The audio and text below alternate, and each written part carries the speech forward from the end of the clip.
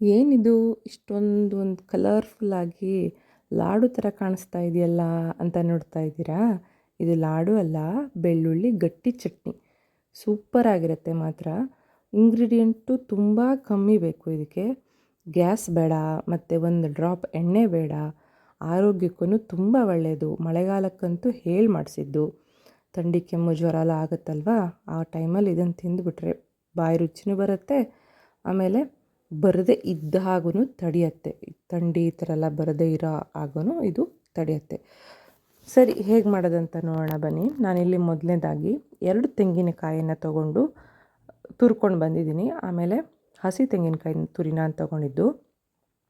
ಒಂದು 15ರಿಂದ 20 ಆಗುವಷ್ಟು ಒಣಮೆಣಸಿನ್ಕಾಯಿ, ಒಂದು 2 ಗಡ್ಡೆ ಆಗುವಷ್ಟು ಹಸಿ ಬೆಳ್ಳುಳ್ಳಿನ ಬಿಡಿಸ್ಕೊಬಂದಿದ್ದೀನಿ. ಒಂದು ಲಿಂಬೆ ಹಣ್ಣಿನ ಗಾತ್ರದಷ್ಟು ಹುಣಸೆ ಹಣ್ಣು, ರುಚಿಗೆ ತಕ್ಕಷ್ಟು ಉಪ್ಪು, ಆಮೇಲೆ ಒಂದು ಚಿಟಿಕೆ ಇಂಗು. ಇವಿಷ್ಟನ್ನು ಹಾಕಿ ಗ್ರೈಂಡರಲ್ಲಿ ಚೆನ್ನಾಗಿ ರುಬ್ಕೊಳ್ಳೋಣ.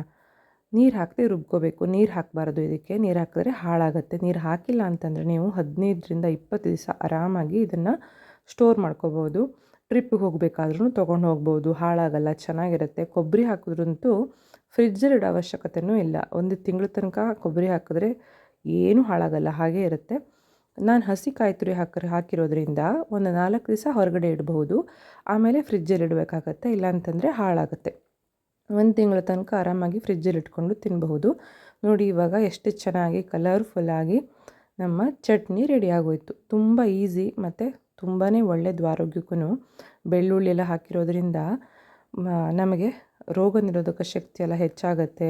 ಮತ್ತು ಅಜೀರ್ಣ ಆಗಿರೋರಿಗೆಲ್ಲ, ಹೊಟ್ಟೆ ಸಮಸ್ಯೆ ಆಗಿರೋರಿಗೆಲ್ಲ ತುಂಬ ಉಪಯೋಗ ಆಗುತ್ತೆ. ಮತ್ತು ತುಂಬ ರುಚಿ ಕೂಡ ಇದು. ಉಪ್ಪು, ಹುಳಿ, ಖಾರ ಎಲ್ಲ ಇರೋದ್ರಿಂದ ಬಾಯಿಗೂ ಕೂಡ ತುಂಬ ಹಿತವಾಗಿರುತ್ತೆ. ಮತ್ತು ನೋಡೋಕ್ಕೂ ಎಷ್ಟು ಚೆನ್ನಾಗಿ ಕಾಣಿಸ್ತಾ ಇದೆ ನೋಡಿ, ಒಂದು ಲಡ್ಡು ಥರ, ತಿರುಪತಿ ಲಡ್ಡು ಥರ. ತಿರುಪತಿ ಲಡ್ಡು ಇಷ್ಟು ದೊಡ್ಡದಾಗಿರುತ್ತೆ, ಬಟ್ ಈ ಕಲರ್ ಇರೋಲ್ಲ. ನೋಡಿ ಎಷ್ಟು ಚೆನ್ನಾಗಿ ಕಾಣಿಸ್ತಾ ಇದೆ ಅಲ್ವಾ?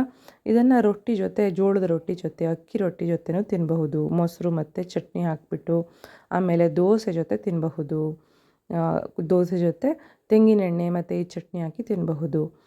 ಆಮೇಲೆ ಚಪಾತಿ ಜೊತೆ ತಿನ್ನಬಹುದು. ಎಲ್ಲದಕ್ಕೂ ಬೆಸ್ಟ್ ಕಾಂಬಿನೇಷನ್ ಇದು. ಅನ್ನದ ಜೊತೆ ಮತ್ತು ಕುಚ್ಚಲಕ್ಕಿ ಗಂಜಿಗಂತೂ ಹೇಳಿ ಮಾಡಿಸಿದ್ದು. ತುಂಬ ಚೆನ್ನಾಗಿರುತ್ತೆ. ಕುಚ್ಚಲಕ್ಕಿ ಗಂಜಿ ಜೊತೆ ಈ ಥರ ಒಂದು ಚಟ್ನಿ ಇದ್ದುಬಿಟ್ರೆ ಬೆಸ್ಟ್ ಕಾಂಬಿನೇಷನ್ ಅಂತ ಹೇಳಬಹುದು. ನಿಮಗೂ ಈ ವಿಡಿಯೋ ಇಷ್ಟ ಆದರೆ ನೀವು ಮನೇಲಿ ಟ್ರೈ ಮಾಡಿ ನೋಡಿ. ನಿಮಗೂ ಖಂಡಿತವಾಗಲೂ ಇದು ಇಷ್ಟ ಆಗೇ ಆಗುತ್ತೆ. Thank you.